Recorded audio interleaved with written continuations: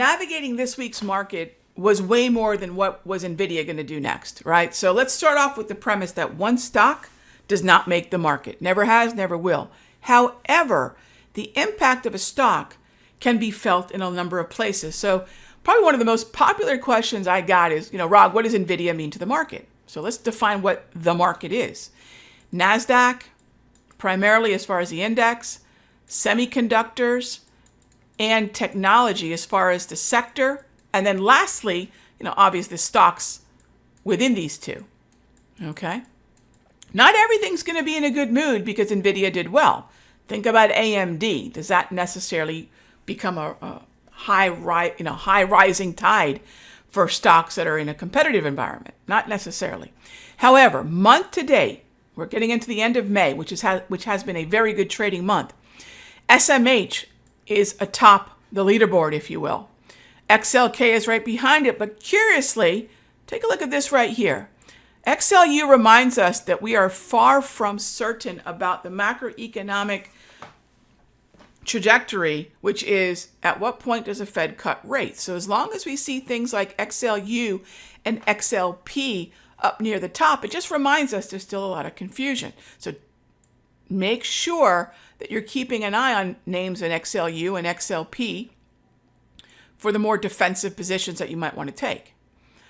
Also, you can see metals and mining and gold miners up again in the top 5, followed by communication. All right, where does that take us? What would a watch list look like based on this? And what are the kind of trades that we're putting on in the Sector Secrets Mastery to capitalize on this? All right, so let's start with SMH. And for as much attention as there is being paid to NVIDIA has not actually been the best stock to trade within the SMH. Okay, and the reason is there are other stocks that are already in a trend and acting in a way that is not a binary kind of very right or very wrong bet on earnings. Take a look at Qualcomm. Earnings came out back in the beginning of the month, so that's in the rearview mirror where I like to see it. And then we've seen a very nice steady climb. Steady climb means what? We can control risk. Steady climb means also we're going to have more opportunities to get in. So if you're looking at SMH, I would say keep an eye on Qualcomm. This is the kind of trade where on a dip, we did this earlier in the month, we bought options for $4, and on May 17, exited those things between $15 to $16. Very scalable, very affordable, multiple $4 options is very reasonable to buy.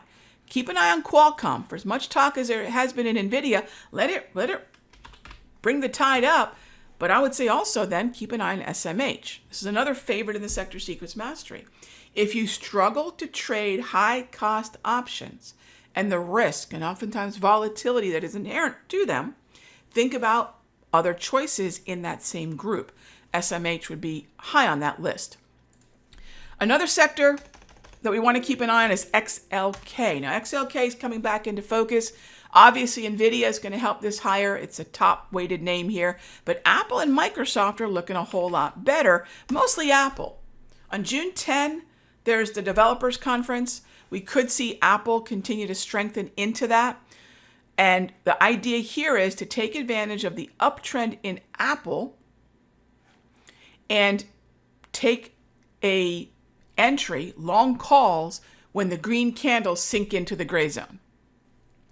With the objective being trading this into June 10, either having tightened the stop or just exited the trade altogether. But Apple is a really good name in the second strongest sector month to date. All right, that brings us to XLU.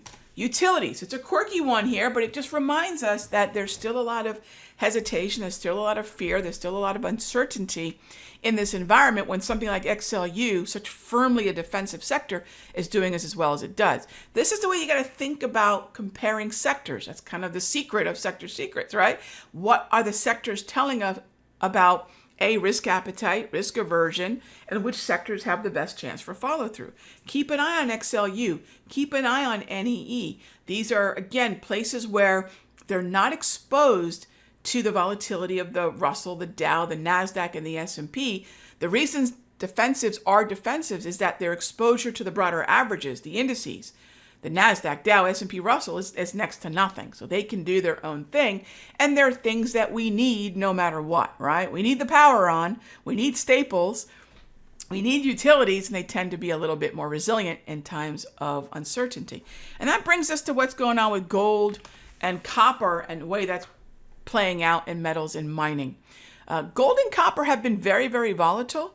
But what you'll see oftentimes is that when gold is having a lot of volatility, you may not see as much volatility in GDX. And when copper is having a lot of volatility, you may not necessarily see as much volatility in metals and mining, or even something like Freeport-McMoRan, which is, for me, the best proxy in the stock world for copper.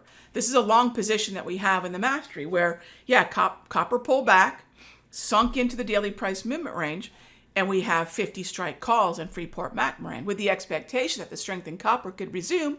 Freeport's handling that weakness better, sunk into the daily price movement range. So these are the kind of setups that we're looking for. And this is exactly what I'm going to do rolling into the rest of May. Focus on those relative outperformers because that's where likely we are going to see the best follow through.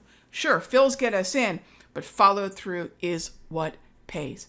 So don't reduce the market to whatever it is everyone is talking about. And please, this is probably the best place to wrap this up. Even though we had some weakness on Thursday, step back and look at the forest for the trees. Make sure you look at the bigger picture.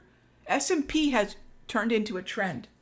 NASDAQ is a trend. This is not the time to get bearish, right? This is not the time to start saying this is the beginning of the end. It will be far better for the upside in the indices, NASDAQ, S&P, Dow, Russell, when September starts to clearly look like a rate cut month. But here we are recovering from Thursday's sell-off despite the fact that September is looking at like maybe a hold.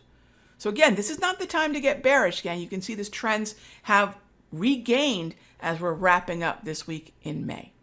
All right, and that's your recap for the week. Some of the positions that we're putting on in the mastery and where the sector strength is and where the focus should be. I'll see you in the next update. Hey traders, Raghi from Simpler Trading. Thank you so much for watching this video. Be sure to leave a like and a comment below.